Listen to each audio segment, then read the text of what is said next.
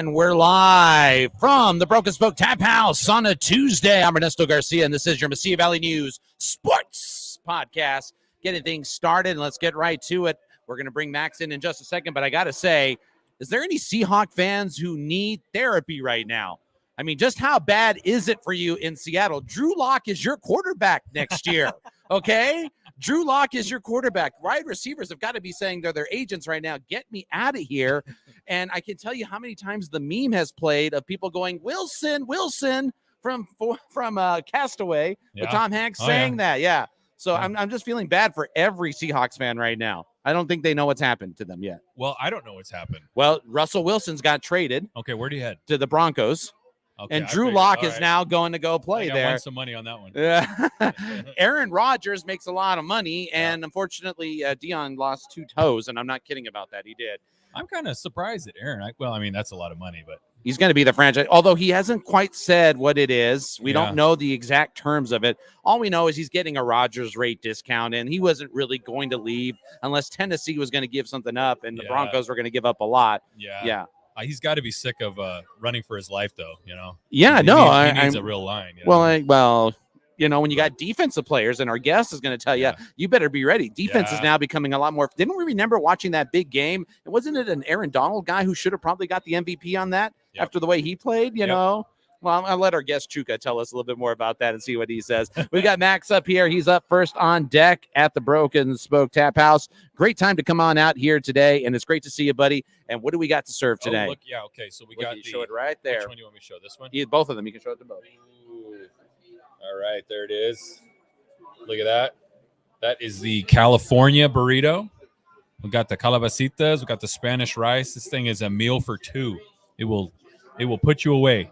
It will put me away. Yeah, we got this. It's similar to the Max, which the Max is the one with the queso and the fries over the top. Yeah, I see that here. Yeah. Here, so what's the Max is okay? So what's the difference between the Californian and the Max? More. It's more like an avocado stuff. You know, it's not so heavy on the meats. So.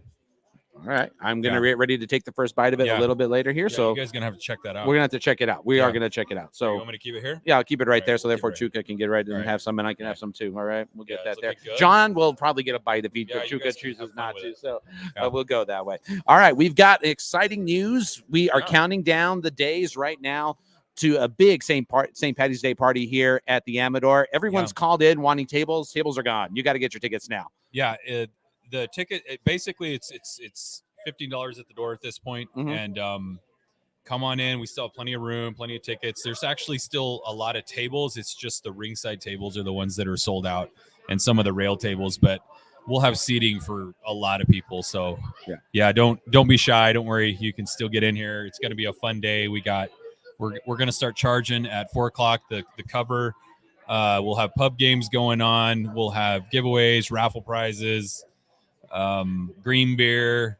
Oh, that reminds me right here. I'm going to just kind of put this up to the camera. Go for it. Turn it around. It's probably already on everybody else's site downtown, but this is the pub crawl flyer, which you guys are probably running into. It's us. It's the Boneyard. It's Little Toad Creek. It's Rads, the Pharaohs. Everyone's getting in on St. Patty's Day downtown this year. So downtown is the place to be for all the big parties and everything. A lot of fun. Yeah. And you're the main hub of it, the main affiliate to here, so you get to be a part of it. But of course, go check out some of our friends down the road. Absolutely. A Little Toad, some of the other friends as well too. Yeah. So as you're going around St. Patty's Day and you're going to come over here, you're going to see midget wrestling going on. I'm not kidding about it. And then we got the midget wrestling warriors are going to be starting at about 7:00, and they're going to steal the night, if you will. And then we have an after party upstairs at Jack's, so we'll probably go till 12:30, something like that. So it's going into spring break for a lot of people. So come on down. It's going to be a train wreck. We got the 575 open now. We've got a lot of things going on. You know, this is going to be a lot of fun. And, of course, we got a lot more events on the way, including my favorite Amador Days, which I got to start getting my tickets for because I got Frank Ray and Bree Bagwell, some of my buddies coming in. And then we got A.B. Quintana and the Cumbia Kings coming back. We got one possible addition to that, which I'll announce it next week. You're going to leave us hanging today. It's Max, you always bring out the announcements here. Yeah. This is your time to tell everybody. Line, it's a big, it's going to be a big one. And is it country? No. Okay. It's it'll be for May 6th. So okay. Yeah. You're going to keep us in suspense. Yeah. Well, I gotta I got to do it. He's got to confirm it, lock it down. That's what it'll be a lot of fun if we can get him. It's like the Sooners locking down their coach, right? Chuka? Yeah, there you go. Yeah. Exactly. And then, we got Jazz Nights have started. So every Saturday in March in the Amador from 7 to 10, we got Josh Lucero in the Midnight Vibe. I don't know if you haven't seen Josh, he's 18 years old. He learned how to sing like 2 years ago in the middle of COVID on his computer. He looks and sounds just like a young Frank Sinatra. It's amazing. And he does all the oldies. He's got jazz that he does. But, here he's doing Sinatra, and then he throws a little Spanish in there. He can play the guitar like a young Stevie Ray Vaughan. It's amazing. So he's got a band of 3. He's there. Come on in this Saturday night, and it's free. Just come on in, have dinner, and check him out. He's really good. He'll be here all month. I'll tell you what, the Amador Live has got everything going on tonight. It is a place to be. I love seeing this, Max, packed already. Yeah. And we still have room outside. We got plenty of room to come on by. We even got the Amador too. You can go to. We'll throw the game on it. What time do the Aggies play? Well, the men don't play till Friday. The women already lost today. I thought it was not till 8:30. No, they played at 2:30 this afternoon. Okay, yeah. So they fell to Lamar. We'll be ready for the next Friday night. I can come here and watch. Yeah. And Saturday night I can come here and then celebrate up at Jack's. Sure. There you go. Who's DJing this Saturday night, by the way? Saturday up there is I believe it is DJ Robbie. Yeah. DJ Robbie. Yeah. So he hasn't been here in a while, so he's gonna pump it up. So it's Neo on Friday, and then he's there Saturday night. It's 575 will be open, doing the cocktail thing, doing the chill vibes, house music, and then next weekend we got another one getting ready to come in too. So. Well, I tell you what, Max, thank you so much. And by the way, special thanks to everybody who bought the Ukraine menu this past weekend. We want to thank everybody. All the proceeds going to the World Chef Organization. The World Central Kitchen, yeah. Yeah, World Central Kitchen. Money's out. It's already there. They're already using it. And they're helping out those in the border area around Poland and stuff. Yeah, we raised a little over 5,000 in 3 days. So, gotcha. Maybe we'll work on that again. It's not like it's going to go away anytime soon. It'd be cool if we get maybe all the restaurants together and do it as a chain or do it all in one night and just get everybody out there and raise a bunch of money. I think it's important, and we're thinking about those in the Ukraine. We're looking at doing a follow-up here pretty soon. All right, Max, people want to sign up, want to get their tickets. How do they reach you? Just go to amadorlive.com, and you'll see all the links for the Amador Days tickets there. Some people have been asking me if we're out of Amador access passes. We pre-sold a bunch of the Amador access passes, but we have a bunch more getting ready to come online. They'll probably be on in the next couple of days. And this is for St. Patty's Day? No, this is for Amador Days. Amador Days. Okay, Amador Days. Gotcha. And then St. Patty's, just show up and be ready. Yeah, we're going to have a blast. Downtown is the place to be. Bring it. We're happy. We're without masks right now. We're enjoying the time. Come on by right here to the Amador Entertainment District. And, of course, we are going to have some green beer and shepherd's pie. Can't wait to chef shepherd's pie. I know. Imagine if St. Patty's fell on a Tuesday. I would be like, party here, and then go, I wouldn't get to work on Wednesday. We'd do it anyways. Yeah, we're going to do it. So, Max, we'll talk with you next week. He's got big news about Amador Days next week, so make sure to tune in on that. You're tuned in to the Broken Spoke Taphouse here at the Mesilla Valley News Sports Podcast. I want to thank Max for joining us. We're going to bring in our guest at this time, and I know I am going to have a tough time saying his name, so I'm going to give it a shot, and then he's going to correct me, and then I'm going to run a little scared because he's a big boy. Oklahoma's pride and joy on the defensive line, now now working under head coach Jerry Kill as New Mexico State defensive line coach, Chuka Ndulue. Ndulue. Yeah. All right, Chuka Ndulue joining us. First time I get a chance to meet you. I've always seen you on video cameras. I think quarterbacks are afraid of you more than I am right now. You got some sack records in Oklahoma that aren't going to go away anytime soon, and some stats that are high up there. But I'm glad that you get a chance to join us, and welcome to Las Cruces. How's it feel to be here with Coach Kill, New Mexico State? It feels pretty good, man. I've met Coach Kill back at Southern Illinois. He was the athletic director. When I got that call from him, I was kind of shocked, and here I am. He is fired up. I can't even call him an old man, but he is always rolling. He is always on go, and it's really exciting to work with him. So I'm really looking forward to it. All right, Chuka, I'm going to take care of something real quick here. Okay. I wanted to tell people, if you can give them a background of where you started from, Oklahoma, and what happened when you were playing college ball and how things went out there. Where I started from? Yep. No, okay. Well, originally on my whole story, or the whole story, you can go there. Oh, well, no, just from high school. Yeah. Okay. Kid from Dallas Jesuit. Played under Bob Wonderlick. Fortunate enough to play at a Oklahoma. I had a scholarship down there, started for 3 years, and floated around the NFL for a couple years, played with the Broncos and the Chargers, spent 3 seasons. And then 3 seasons, went back to Oklahoma as a volunteer. Volunteered there for about almost a year, ended up at Nebraska as a grad assistant, and then went from Nebraska, ended up at Southern Illinois for 3 seasons, and here I am at Las Cruces. So, yeah, done that rundown a lot. Well, you got a chance to play, like you mentioned, in the NFL. How was that experience there? It was a great experience. It's football is a dream that I never thought I never had. Just because being a Nigerian kid, being born there, moving to the States at 12 years old, we're supposed to be a bunch of smart people and go be either a doctor or an engineer. That was my mother's goal. And Coach Rick Leal, that was my high school coach, D-line coach, who's still at Dallas Jesuit.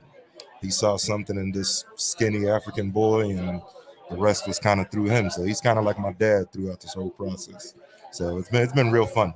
So your mom said, "I want you to be the doctor," and then a coach sees your potential, and says, "Let me show you how to play some football here." Yeah, pretty much. My mother's a pharmacist, so she's pretty intelligent herself. My dad was a geologist, and I was supposed to follow in their footsteps, but thanks to his genes, I kind of got a little athleticism in me, and that kind of took care of that piece. But yeah, I was a freshman B team kid, so most guys football came natural to them. It did not for me. I had to learn a lot of techniques and fundamentals through Coach Leal, and it was a lot of work. She didn't let me play for a year because I had a C in U.S. history. So there's been lots of ups and downs, but I had some really good people in my corner that helped me guide me, towards the right path. And then you go to college, get a chance to play in some big games, big parts. How was it in that light going from high school ball, where you were in a pretty power dominant high school place, to bigger college place where you're seeing sold out crowds of 70, 80,000 people playing? It was fun. My time in Norman was a really good time. Those are great people, great fan base. Some people call them spoiled, but it's just a standard that, that Coach Stoops, Coach Switzer, Coach Wilkinson's, all those guys left. So it's something that I'm glad that I experienced, because that's the same thing that I'm going to bring to the players here. It's kind of, Coach Kale's a sore loser. He has I might be worse than him. I just don't say anything. I'd be a little nervous going to your meeting if you made a couple of missed tackles or you didn't come into your assignments. I have a feeling you're going to be just a little bit tough on the guys. Those kind of tough love, those times have changed, because you can't really, kids these days, there's so many information available to them. They always ask why. Mm-hmm. So nowadays, my job is to give you the answer before you even ask me why. Like, when a kid doesn't ask me why, I kind of feel good about it. Just kind of anticipate the questions they're going to ask. So necessarily, if you missed your assignment, you're going to know you missed it before I even get to that point. So it's kind of make them. So you might send them a DM saying, "Here's your DM. You see this happen? Well, let's talk about it on Monday." No, we have a group. We have a group chat. You have a group chat. Okay. Group chat, Oh, nothing boy. is safe, good, bad, or ugly. So it's there for everybody to see it, myself included. I'm not safe. I'm going to talk about defensive play here in a second, and the comparison from when you were playing to now. I get what you're saying about hard love. This is a whole different spectrum now, because the kids are a lot different. They're more analytical than they've ever been. Absolutely. The game is more analytical than it's ever been. When you made it to the NFL, how much of those analytics did you see difference from college to the NFL? Everyone's bigger, faster, and strong, so it's NFL was more of a confidence thing. It's nothing is going to be handed to you. And, there's different levels in that profession. There are first round picks, once you're that later round pick to free agent, you got to go get it yourself. It's kind of nothing's going to be handed to you. So you can go out there and be timid or shy. How many seasons did you play in the NFL again? I was there for 3 seasons. And, that was my biggest flaw was, I didn't go out there and take it. That's kind of what I preach to the other guys. It's like nothing will ever be handed to you. Norman, I might have been fortunate. Some guys went down. It was my time. But as a free agent, you got to go make a name for yourself one way or another and have a little bit of luck. Coach likes you, something in that regards, because sometimes you get let go. It's not because you're a bad player. It's just a prettier person showed up in the market, and, somebody wanted to go sign him. So it's kind of those little things. They always say it's not for long in the NFL. That's Plus, correct. it's a business. That's exactly what it is. What did you learn about that business? It's just kind of, you can't have your feelings involved. First cut always hurts. After that, you kind of understand that, it's human beings, but at the same time, it's still a business. They're trying to get whatever's best for their team to make it work. I mean, we talked about the trade today with Russell Wilson and the Broncos. look at everything that Seattle's got. How many second round picks did they get? How many 2 second rounds, 2 first rounds, You and know? 2 players in the end. Exactly. So that's what Russell Wilson's worth. So they might get a heck of a player coming out the draft, this year. So, but it's a gamble. But you always take that chance. You don't know how it is. A season can be one thing. Right now, we're seeing a lot of players that do well. I'll give an example. One of my favorite running backs plays for the Cowboys. Ezekiel Elliott has a couple of good seasons and deserves his money, gets paid. Now you got to be wondering, is he worth even the contract, or would the Cowboys make a switch on that? That's the business side of it, and that's a part of the emotion saying you can't be a part of it. Yep. Now you got to take your emotions out of it, and it's almost how you got to be able to project. Zeke, he gets a lot of workload on him. I always say you got to have help as a running back, like a good 1-2 punch. Zeke might be the guy that's taking all the blows, get somebody that's in there quicker and more athletic just to change it up for the defense a little bit. Just because from a D-line perspective, we look at who's in the backfield. There are some running backs out there that are crazy that will look at you in the B gap and still try to run right through you.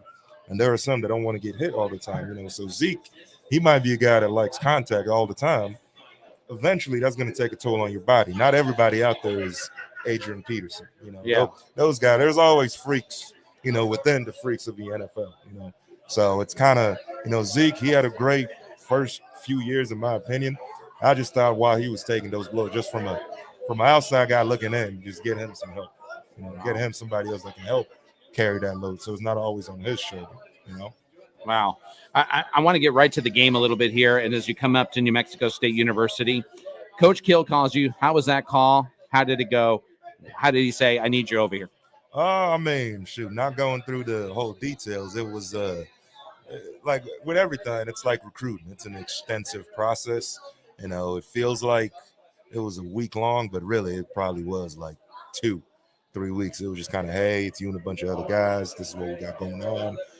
Just be patient and I'll figure it all out. Because at the same time, he wants to have the best guys for his team, for what we're about to do here. So finally, when he finally told me, called me for the second time that same day, even though he said I'll make a decision in a couple of days, like, hey, you want the job? I'd like to have you. I'm offering you the job. I'm like, Coach, I can be there tomorrow. Because, I'm one of the fortunate coaches who it's just me. I had a dog, but my best friend in Carbondale, he now owns him. So it was just kind of packed up my belongings within 24 hours, got on a plane, and showed up here. So. All right, so you get here. What's your first impressions as you walk into Aggie Memorial Stadium, see the staff, meet everybody, get Coach Kill, see him again? What was your first thoughts? Oh, it was beautiful. He gave me a big old hug. It was great to see him because, the last time I saw him was when he was, leaving the AD job, just for the sake of his family. And he was really excited. I had a smile on my face, and the whole staff, we kind of just clicked. Coach G, Golly Langford, my defensive line coach at Oklahoma, Jerry Montgomery, actually recruited him. So we kind of just clicked off, having the same guy. The D coordinator, Coach Dryland, the coach that I worked for at Oklahoma at the time, Calvin Thibodeau, he was his GA when he was at Kansas University. And then Coach Melvin Rice, one of my best coach friends from Southern Illinois, Coach Marty Rogers, they both knew each other at SIU. They were real close. That was our connection. Bobby McMillan, one of the guys that I played with at Oklahoma, or not Oklahoma, at Dallas Jesuit, was his teammate at Iowa State. So somehow, some way, I had connection with all these guys. And even Coach Dryland, my roommate in college, was his teammate in college. They went to the same high school in Kansas. So it was kind of, we all just hit the ground running like, we've been together for a while, like we knew each other. So it's a great group of guys. I like working with them. I love working with them. Miss Rachel, she keeps us all in check. She's actually the scariest person on staff, more than Coach Kill, to be honest. And she does a phenomenal job making sure. She got you here today, so and you were not there. John got you here as well, so that worked out very well. So she's awesome. It's a great group of people to work with. You've heard about New Mexico State. You've seen this program's history. It's been to a bowl game. Seems that slacked off to that part there. Have you looked at film from any of the players from last year, some of the returners that are coming back? And what were your thoughts and impressions off of them right off the bat? For what we're doing, the guys that we have fit our system. I think they're all going to be successful, all from Garrett Bishop, I'm D-line specific right now, Marcus Buckley, Devin Bell, Esco, even big Zach Stokes. Like, Zach's been working so hard. He's dropped he was 360 something when I got here. He's at He got all the way down to 345. Wow. You know, they called me today. They wanted to get some extra work in during their spring break. Devin Bell, he's training and somewhere in California. I get a text message this morning about our calls. He goes, hey, on this call, what are we supposed to? I'm like, so they're all really excited to get going. You know, Coach says it's rare that we have all these things for the players, meetings, you know, all these assignments that they got to do, and nobody has been late. Nobody has missed. There's been no excuses because they're itching to get better, and all those guys. And I'm excited to watch them work. You know, right now, you know, they're training, they're moving, they're running. Well, they're in spring break, but when you put the pads on, it's a different beast, obviously. But it's pretty encouraging watching the way they move, their attention to details, and just kind of they're willing to come to work early and get things rolling. Do you feel like you're going to get some hidden gems down the road? Are you looking to see who might step up? Or are you looking to see some projects that you might be able to work on with some of these players? Or somebody cross your mind that I'm going to stick with this kid for a bit and I'm going to see what he's got? It's not necessarily one specific kid. I think all of them has something special. You know, I'm excited for Zach just because of what he's been doing, you know, trying to get better, trying to lose the weight that we asked him to do. I mean, Garrett Bishop, he's a quiet kid. Like we call him B-Rabbit. But, you know, so there's a little shout out to Eminem on 8 Mile. But, you know, he's one I'm just like, I'm going to piss you off on. I want you to go off on me. And he's probably got, being a D lineman and the O-line, you got to be a little bit messed up in the head because every single play, you're hitting somebody over and over again. The ball is thrown. You got to turn and run. You're never not sore. So he's got a little bit of that in him. I just want him to get it out just because, you know, some moms might not like me saying this, but being a D lineman, you got to go to a bad place. You know, it's just you got to be in a whole different mind. You do, just because it's almost like I was talking to one of our strength coaches about it. It's almost like being a boxer. You know, that guy in front of you wants to destroy you. It's your job to not to let that happen and go get the ball. Well, let me tell you, the guys you're facing in front of you, you're looking at a Nevada team, a Minnesota team, a lot of teams in the Mountain West Conference that have players that have really stepped up. And the Mountain West Conference has had some good offensive linemen here. These guys are just going to be looking to hit right back. So you're like, right, if they don't switch that mentality, you're not going to have a good game. Absolutely. No, and that boils down to, you know, technique and fundamentals. You know, anybody can be. You can be the biggest guy. You can be the fastest guy. You can be the strongest guy. But a littler guy with better technique, better fundamentals can defeat you at any point of the day. So that's kind of what I appreciate. That's what I learned from a young age, being a technician, you know, because eventually you're going to run up to somebody that's just the same skill set as you are. Now that's where the techniques come in. And, you know, we're going to preach a lot of technique. We've been working a lot of fundamentals, all like winter workouts, all like whenever we have time to get out in the field with them, is just preaching. It's not even about our balls or what we're doing on defense. It's just learning the fundamentals of being a solid D lineman, playing with good hands, playing with good pad level, learning how to get off blocks, you know, understanding what type of blocks you're getting, and understanding down and distance and stuff like that. So it's a lot of fun watching them absorb that knowledge because, you know, gone are the days of, hey, D line is just a bunch of dudes just hitting each other. There's a certain way we do those things. There's a certain way to defeat a double team. There's a certain way to defeat a reach block. There's a certain way to pass rush. And that's what they're learning now. Now when we get to spring ball, we get all, you know, the calls, the plays, and all that installed. Then they can keep playing on a high level because they know the techniques. You talk about these players having to change their direction. Like they have to become different people when they're on that line and they're there trying to get to the quarterback. But they also got to learn once you get past that line, got to kind of slow it down a bit because you don't want those, you know, it almost seems like sometimes it's not so fun for the defensive linemen accidentally run in. How many penalties are thrown? Oh, you hit the quarterback. It's same in the NFL. It's the same as becoming college. How do you train them to, you know, okay, be that beast, get there, but then, whoa, slow down. Don't go too far on that. That's a controlled aggression kind of say. I mean, I'm from the days of, you know, blindside hits. I can't tell you how many times I got cracked back in the day, like all those little things. But now the game has become a lot safer. There's been a lot more science involved. There's been a lot more people that are smarter than I am that's been involved in the game. So, but it all boils down to a controlled aggression. You know, you are the master of your own body, not the other way around. So even though we are teaching those techniques of being a violent, being an aggressive D lineman, you're in charge of your emotions. You know, you need to know when to shut it down and you need to know when to crank it back up. And that's why practice is a controlled chaos. You know, that's where we learn how to work on those things, you know, how to be a controlled, aggressive defensive player, you know, how to control your temper, and then how to do the things within the rules of the game and still be dominant in your position. So that's where you got to coach everything, bottom line. And it's it's fun seeing them get it, but it's also seeing them fail and wanting to get better over and over again, because that's the biggest thing. What was it? Fall down 7 times, stand up 8. Whoever that said that, that's kind of the mentality that you got to have. It seems like last year a lot of teams had plenty of time to set up their offense, go get a sandwich, and throw in for some touchdown passes. I know you're not going to tolerate that. What's the fastest you want those guys to be there? How important is speed in this game, knowing that that's how the college game has become now? You got to have a lot of fast guys. You saw the combine today, the big boy from Georgia, 341 pounds, running a 4.78. All these kids are getting faster and faster. You know, it's I don't know if it's what they're eating or whatever it is, but every year that record is not going to be broken. Every year, exactly. We're watching cornerbacks break for a 40 exactly. Wow. You know, look at the punters. Yeah, they're punting them all. Yeah, you might have a punter in the first round. So it's been wild. It's just kind of, but speed is very important in this game. Speed and big guys. If you get a guy that can do both, that's even better. So it's kind of just work within the skills that you have. You know, anybody can be faster if it falls back to technique. You know, if you understand what the play is, if you know that let's say a zone is coming to you, you know that's happening, you can anticipate it. You strike that offensive lineman, you get off the block, you can look like you're a hell of a fast player. But you just understand what's happening, you know, what the offense just gave you, and you reacted accordingly based on your technique and fundamentals that you know.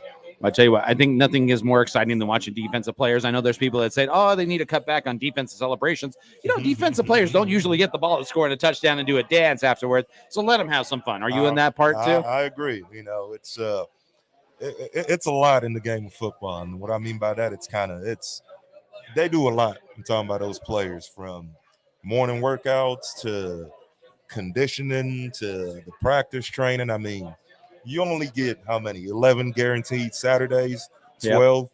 But within the rest of those times, you're training, you're practicing, you're watching film, you're going to meetings, you're doing all these things, and then you only get 11 guaranteed opportunities to go show your skill set. I think let the kids have fun, man. Let them celebrate. Let them take their picture. It's their time, to do that. Like, it's the reward from the benefits, all the hard work that they've been doing. So I agree with that. Let them play. Let them have fun. Let them have fun. We got some questions if we want to answer. You can send them to our social media. We'll get to that here. I think I'll get one in a second. I thought I saw one, but if not, I'll get that one back here in a second. Chuka Naduele is our guest. He is the defensive line coach at New Mexico State. As we look at high school sports around here in New Mexico football, you were in Colorado. You saw some of the players down from the New Mexico, and what do you say to these players that are locally here looking about? They always seem to want to go out somewhere. Next couple of years, this program is going to be a lot different and a lot different culture around here. What can you say to some defensive linemen who might want to look at coming to New Mexico State and why they should choose coming here? Come to camp. It's just kind of, I can't really say anything just because we haven't done it yet. I'm more of an action speaks louder than words kind of guy. But I've seen Coach Jerry Kill do it. He did it at Southern Illinois, where I came from. He did it at Northern. He did it at Minnesota. And it's kind of history. If history repeats itself, none of us is going to be surprised, when he does it here. It's just a matter of kids believing and them seeing it. So it's just come to camp. I'm just like him. I don't know how to lose. I don't like losing. And we had the worst record in college at 8-5, and that still stinks in the century that whatever. It still bothers me. It looks like you could still play, my friend. You're all right. You could get out. I'm wondering if you're going to go actually say, all right, let's get on the line. Get over here. I'm going to show you how to do this. That's how I learned. My coach, Coach Leal, he was a D lineman. He played at Texas State, had a chance to play in the NFL, but kind of he had some knee issues that stopped him. So it's all about, kids learn multiple ways. Some see it in the film room. Some see somebody else do it.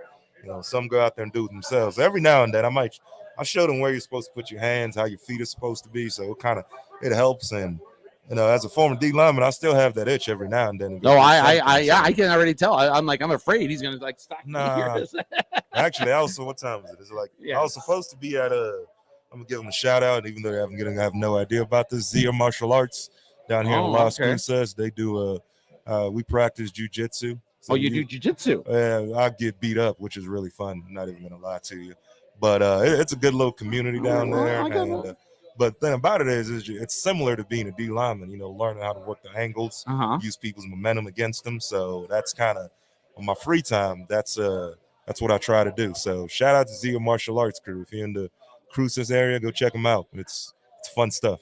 Okay. Well, I learned some martial arts. I got self-defense tips from Guzman Sports Karate Martial Arts. So you'll have to show me how to do that there. Okay. I would have to work on that one. It's all grappling. There's no punches being thrown. It's just. Oh, no. I'm used to now. I know how to block some things, but that's about it. There you go. That's all you need. Let's talk about the kids today. You mentioned they're a lot different. What makes these kids different is just too much of the phones, too much of the social media, too much of trying to be influencers. You worry that sometimes you're seeing that with some of the football players, like it's almost about how good they look on the field rather than how well they're getting the basics and skills? I mean, our motto is hard hat lunch pail, so it'd be hard to be. You can be an influencer and do your hard hat lunch pail thing at the end of the day, but like you said, it starts with the phone. It's back in the day, a computer was stuck in a computer room. Yeah, you're stuck there sitting on a chair. Yeah, exactly. You had that dial-up internet that cannot be used with a landline, and it takes forever to get going. So you're trying to look up back and trying to go to cartoonnetwork.com took about 5 minutes. Now it's that fast, and that's how fast they get information, whatever that they need. We just talked about jiu-jitsu. If I want to see something, I just go on Google or YouTube and look it up. It's the same way with football. Guys see Aaron Donald. He's doing all these pass rush moves. He's jumping in the air. One of the cardinal sins of a D lineman is to jump. But the problem is they don't look at who Aaron Donald is. One, he's like, sorry, AD, he's like 6'1", 285 with, 10% body fat. So he's already a freak among freaks. And his speed, as they were showing the 10-yard split for the 40s, I believe his was like 1.5 something or 1. Just like that, that quick. Yeah. That's how fast he is. So it's kind of, you got to understand what your skill set is. So it starts with the phones. They see like D-line vids, great guy, Coach Day. He puts out all these videos of the techniques, the fundamentals. He works through it. But it starts with like whatever I tell those kids, they've probably already seen some version of it on the internet. But the problem is that version does not match what they're doing, what we do, on our defense, So it's kind of, it's being able to like, hey, understand where they're coming from and explain to them why, hey, this is a good idea for this guy, but not necessarily for you. This guy might be 6'6" with an 82-inch wingspan. So if I'm reading you correct, your concern is these players are going out there, they're going to see Aaron Donald jumping, and then next thing you know, they're going to be jumping, and you're like, why are you doing that? Yeah. That's not you. You've got to be yourself here. Yes. Yeah, now you have your own skill set. Like some guys want to do the spin move. Dwight Freeney, he was notorious for spinning. Some guys don't know who that is. Y'all know who Jared Allen. Jared Allen, yeah. He was a great rusher for the Vikings. Some of the guys thought he was a basketball player that I was talking about. I'm like, ooh, that is D-line history right there. But it's kind of, you got to learn who matches your body type. People told me like, hey, man, go check out John Randall. I started studying John Randall because as much as I looked up to D. Ware, he's 6'4" with longer arms than me, and he's a lot more explosive.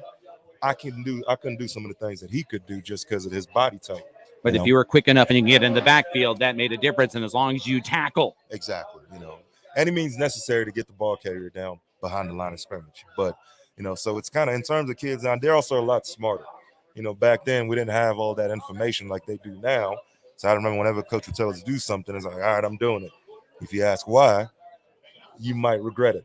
Nowadays, with everything that's going on with, the information that they have, there's always a why for everything. So it's important that I understand what kind of kid I have and what kind of questions he might ask. And a goal of mine is to answer those questions with my explanation of one little thing. I tell you what, I'll make you a promise. We'll have a beer here when we get one of New Mexico State's defensive linemen drafted in the NFL. How excited would you be that happened? Oh, man, I'd be excited. I'm not going to lie. But it's up to them.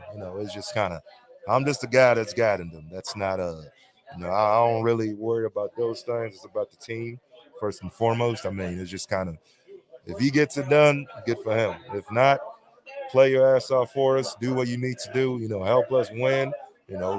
Have stuff that can help. When it's all said and done, when you have kids, you want to come back somewhere and show them where you played, show them what you did, the memorabilia. The NFL stuff, it's gonna come and go. But if they get drafted, I'd be excited for the guy. And it's just kind of, hey, come help us out here, man. Come donate something to us here. Coach Kill wants to change the culture. He wants Aggie fans to come out. What's your message to Aggie fans and why they were to be excited about the defense this year? Oh, Coach Kill, that's first and foremost. he's got the recipe, and we're gonna follow it. The kids are working hard. They're out in the community. They want to go read to kids in middle schools. They want to go help out wherever they can. And I've seen him turn programs around, and it's kind of, I followed him here just because I believe in what he's doing. And Aggieland, y'all should believe in Coach Kill too. I know actions speak louder than words, but those kids need y'all support more than us. So it's they want to come out there, they want to see you guys loud. I don't want it to be like when we were in San Diego and the opponent's fans were louder than ours. We need all you guys out here, and this is important to me to come out just to say it to y'all. Like, we need every single person out here to show up, show out, be loud, and y'all noise help us. We get a little bit of energy on the defensive side when the crowd is being loud. So we need y'all out there as much as possible. How many of your Oklahoma friends were like Aggies? Wait, when you went to Texas A&M, how many of them gave you that look? You're going to wear what color again? No, so we played at the Sun Bowl. Uh-huh. So they knew a little bit about New Mexico State. They knew a little about that history. My friends were excited. I'm trying to get them to come down here and to come check out a visit, see what it's like. This is like Norman has 130,000 people. Mm-hmm. We got 116-ish area. So yeah. This has a lot of similar feels to Norman, Oklahoma. And the big city next to us was Oklahoma City. That was 45 minutes away. They had, 700,000? Mm-hmm. Same as El Paso. Except then you add Juarez, and it's 1 million. Exactly. Yeah. So it's kind of it's a lot of similar feel. High school football out here turns out 20,000 people. Norman North versus Norman High game always took place in the stadium. So it's kind of it's a lot. When I got down here, I saw the hard workers, how people were excited about the town. Seeing all the memorabilia all over people's places. It's up to us as coaches to be prideful of our school. Go out in the community, shake hands with people, smile, because we're all excited. We want to see this thing turn around. Well, I can't wait to show my son Keegan and for him to meet you, and he can see you. He's a big boy, tall, and you'll just and I think these camps are going to be great when you can see these young kids I'm always recruiting. Show up. One of my teammates, he just had a son about a year ago. I'm like, hey man, I'll be back 16 years later. So he's going to be 17. His dad played D-line. Mm-hmm. His mom was a track star. You're just now showing how young we are. Right? Oh, no, yeah.